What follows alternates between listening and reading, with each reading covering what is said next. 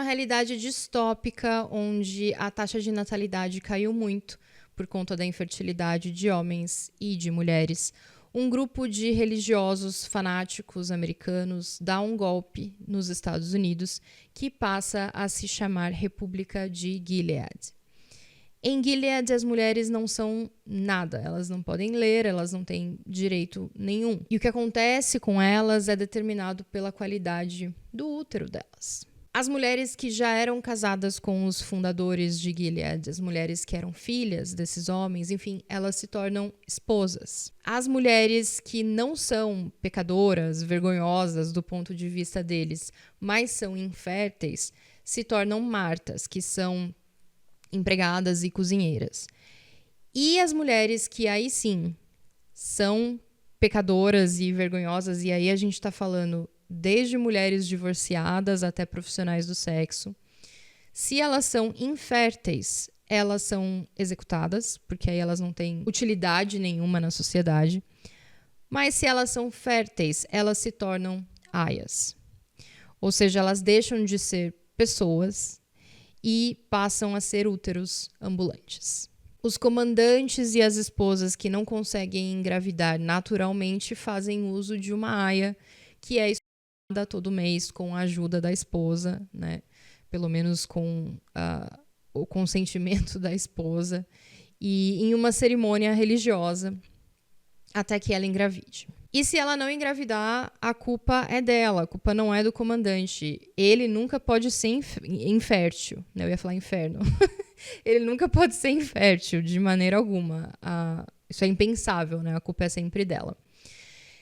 Quando as mulheres não são executadas, elas, por algum motivo, elas são enviadas para as colônias, que são basicamente os lixões nas bordas, né, de Gilead. O solo é envenenado, o ar é tóxico e elas têm que trabalhar lá até morrer. Tem também as tias, que na fundação de Gilead eram mulheres mais velhas. A maioria delas, não sei se todas, tinham alguma formação em direito. Então, elas eram juízas, advogadas, enfim. E elas receberam a responsabilidade, a missão de decidir e determinar o que aconteceria com cada mulher, né? Quem que viraria a aia, quem que viraria a Marta, quem que seria executada, quem que ia para a colônia, etc. E as tias também treinavam as mulheres para ser aias, né? Tem uma escola de aias em Gilead, e é uma tortura, uma lavagem cerebral que acontece, enfim. E as tias são as únicas mulheres que, naquela sociedade, que têm o direito de... a permissão, não o direito, de ler e escrever. As crianças, né, os filhos dessas mulheres foram todos sequestrados, né, e redistribuídos ali para os casais de comandantes e esposas, que efetivamente criaram essas crianças como se fossem filhos deles. Esse é o contexto do Conto da Aia, escrito pela Margaret Atwood e publicado em 1985. O livro, ele é a transcrição de áudios que são encontrados em fitas muito tempo depois, que foram gravados pela June Osborne, que foi uma aia no início de Gilead. A June era casada, tinha uma filha e, numa tentativa de fuga para o Canadá, eles são atacados. Ela não sabe o que aconteceu com o marido. A filha dela é arrancada, né, dos braços dela.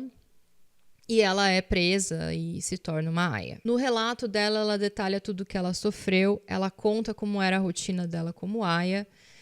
É uma leitura muito pesada, uma leitura muito forte, mas também é muito necessária. Porque, nas palavras da própria June, a sociedade como um todo não deu a devida importância para todos os sinais que eles estavam vendo, né? E deixou chegar no ponto que chegou no livro. E como toda distopia, né, esse livro fica cada dia mais perto de se tornar um documentário e não um livro de ficção. O livro foi adaptado e se tornou uma série pela MGM e pela Hulu, com a Elizabeth Moss no papel da June. A série acabou ano passado, né, em 2025 foi lançada a 6ª e última temporada, e a primeira temporada da série é o livro Conto da Aia, né? Tudo que acontece no livro está na primeira temporada da série. Da segunda temporada pra frente, é uma criação totalmente dos produtores e dos roteiristas da série.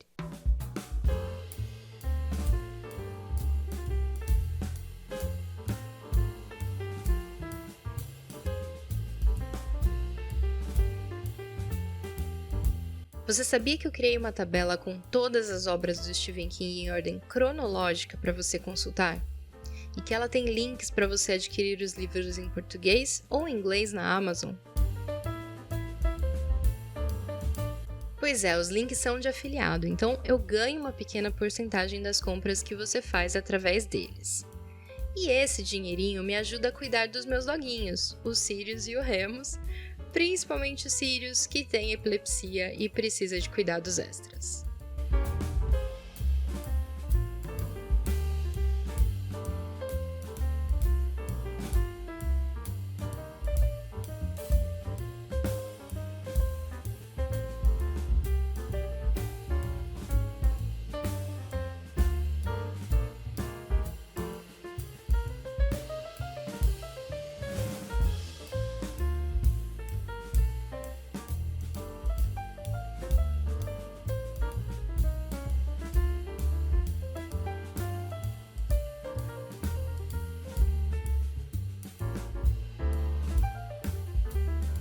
Eu criei essa tabela para me ajudar, porque eu sempre me perdia na hora que eu consultava a ordem dos livros, e ela é aberta no Notion para todo mundo que quiser usar.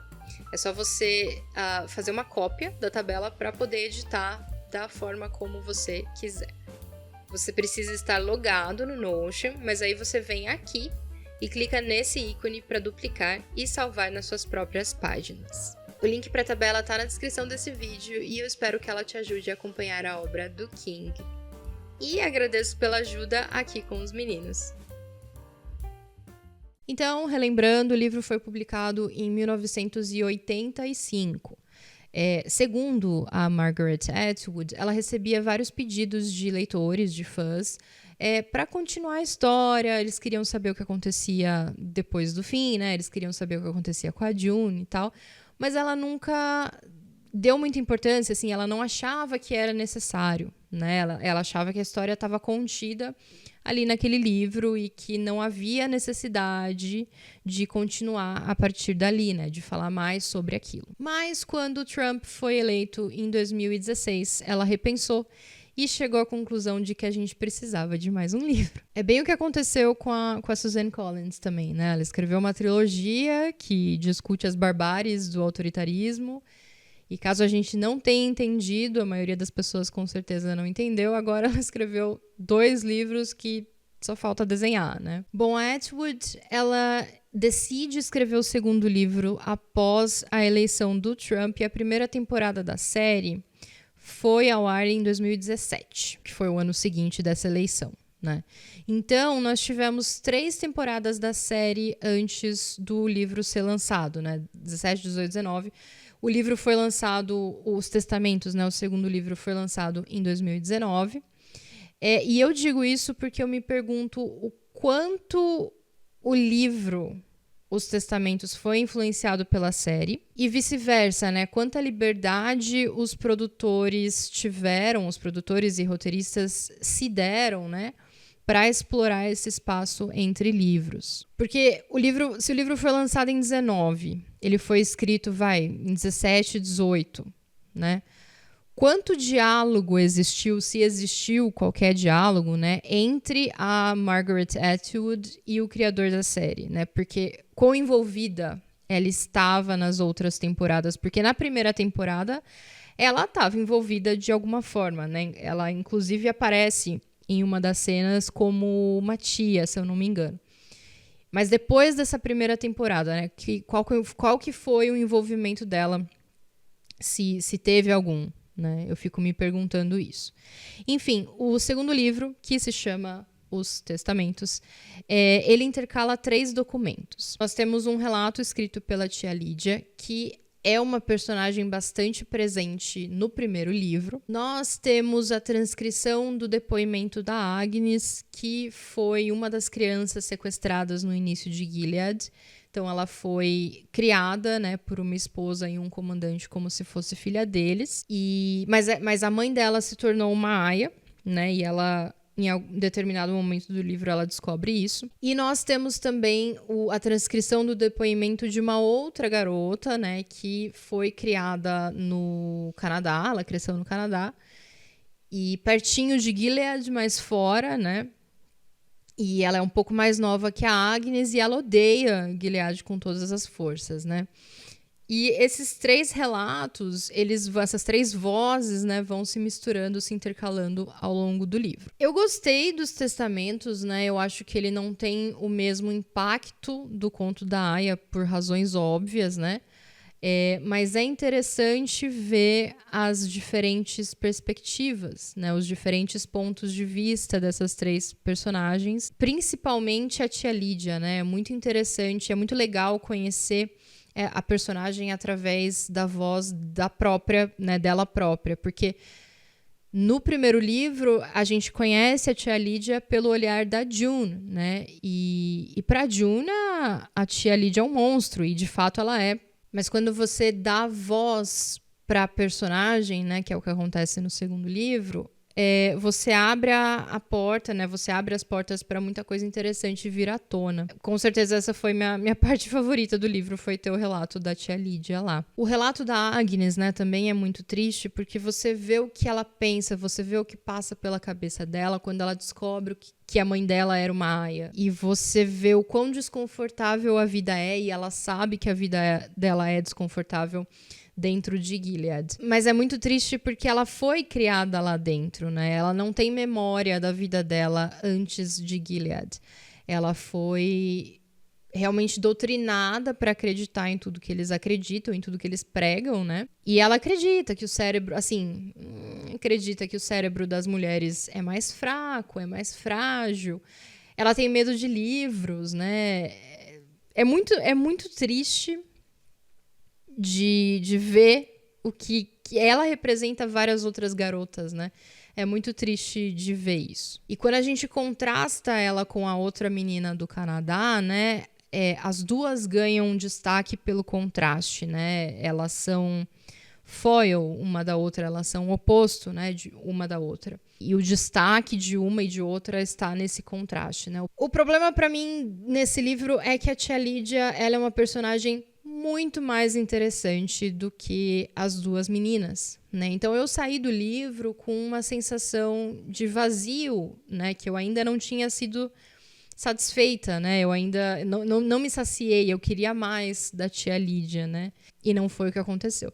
E eu acho que a tia Lídia é uma personagem tão forte, tão interessante quanto a June no livro anterior, né? Por razões opostas, por razões diferentes, mas elas são personagens, as duas são personagens muito fortes, né? Então, de repente, a história dos testamentos, ela poderia ter sido contada somente pelo ponto de vista da Lídia, né? Da tia Lídia. A gente poderia conhecer, ter contato com as duas meninas que são importantes para a história, né? Mas através do olhar da Lídia. Da mesma forma, né? Tudo aquilo, toda essa história poderia ter sido filtrada pelo olhar da Lídia, da mesma forma como tudo é filtrado pelo olhar da June no primeiro livro. De qualquer maneira, é um livro justo, é um fim satisfatório, né? Não dá pra dizer que não é um fim satisfatório para a história. E a partir de agora eu vou fazer comentários com spoilers. Então, se você não quer saber o que acontece nos livros, se você não quer saber o que acontece na série, para de assistir aqui. Na verdade, pula um pouquinho para você assistir os meus comentários finais, que eu acho interessante você ouvir, né? Que nos comentários finais eu não vou dar spoiler, tá bom? Mas, de qualquer forma, o aviso de spoiler, né, tá aqui na barrinha de tempo. Eu vou falar que eu fiquei muito desconfortável lendo as partes da Hannah, né, que é a Agnes. Porque é muito triste porque ela realmente não tem lembrança da vida dela antes de Gilead, né? Ela não lembra quem é a June, ela não lembra do Luke, ela não lembra do pai dela. Então, realmente, pensando na série, né, todas as vezes que pegavam ela pra mostrar pra June, ela não fazia ideia de quem que era aquela mulher, né? Talvez naquele primeiro encontro que elas tiveram, ela acaba lembrando, mas mesmo assim, a figura da Aya, né, é uma figura envolta em mistério para as meninas que eram educadas ali, né? Então elas não sabem quem são aquelas pessoas, elas são ensinadas que elas aprendem que não são pessoas, né? São só úteros e da onde que vêm as aias, para onde que elas vão. Elas sussurram muito, né, entre si. As tias ensinam uma coisa para elas, mas elas ficam sussurrando muito entre si, fofocando, né? Coisas que elas escutam, ouvem as Martas falarem e tal. E então elas não têm certeza, né? Ela não tem certeza de quem eram as aias. E aí, quando ela vê aquela mulher chorando, aquela aia chorando, querendo abraçar, pegar ela e tal, realmente é uma coisa assustadora, né? Mas, dito isso, eu achei a Hannah muito chata. O relato dela é extremamente monótono. Por mais que ela traga fatos interessantes, né, e informações importantes e relevantes para a história, ela definitivamente não tem o dom da narrativa que a tia Lídia tem. E mais chata do que ela, só a Nicole. Pelo amor de Deus, que menina chata. Esse livro é um exercício de empatia, né? Porque você tem que ficar se lembrando de quem são essas meninas e de tudo que elas sofreram para você se colocar no lugar delas e dar para elas o direito natural da juventude de serem chatas, né?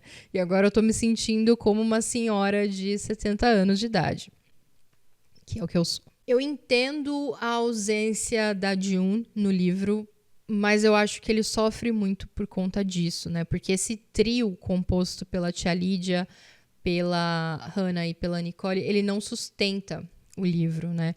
Como eu disse antes, eu acho que se fosse só a tia Lídia narrando, seria um livro muito melhor, muito mais dinâmico, muito mais interessante, né? Por mais que os fatos sejam os mesmos. E aí a narrativa teria mais poder, né? Porque a gente teria a oportunidade, se a gente visse a June, né?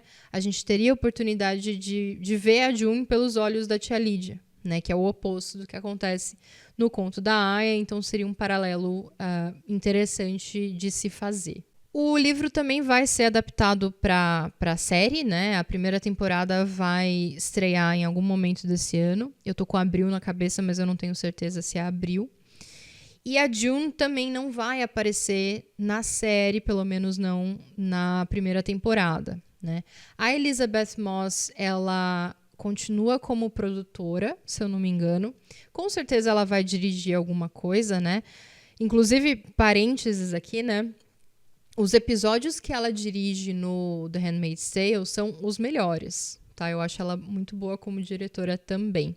Mas ela não vai aparecer atuando, né, na primeira temporada, pelo menos, dos Testamentos. Então eu tenho uma leve impressão, e eu espero estar errada, de que a série vai começar, pelo menos, sendo carregada nas costas pela Anne Dowd, que é a atriz que interpreta a tia Lídia. E a personagem da tia Lídia é muito boa, né? Mas eu acho que ela só se tornou tão interessante por conta da atriz que faz um papel muito bom na série. Enfim, eu espero que eles tornem essa história mais interessante na TV. Eles plantaram, né, a sementinha do spin-off no último episódio da última temporada, quando a tia Lídia convence a Naomi a devolver a Charlotte pra Janine. Vários nomes, né, que essa pessoa não sabe do que eu tô falando.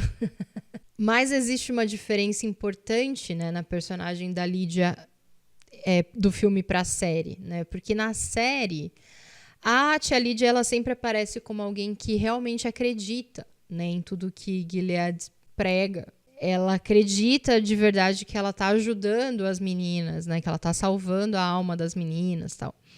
E aí, se ela se torna uma espiã, se ela começa a colaborar, ajudar o Mayday, é porque a June, a Janine e as outras meninas mostraram para ela, né, provaram para ela de que ela estava errada, né? Então essa conversão da tia Lídia fica clara no final da série.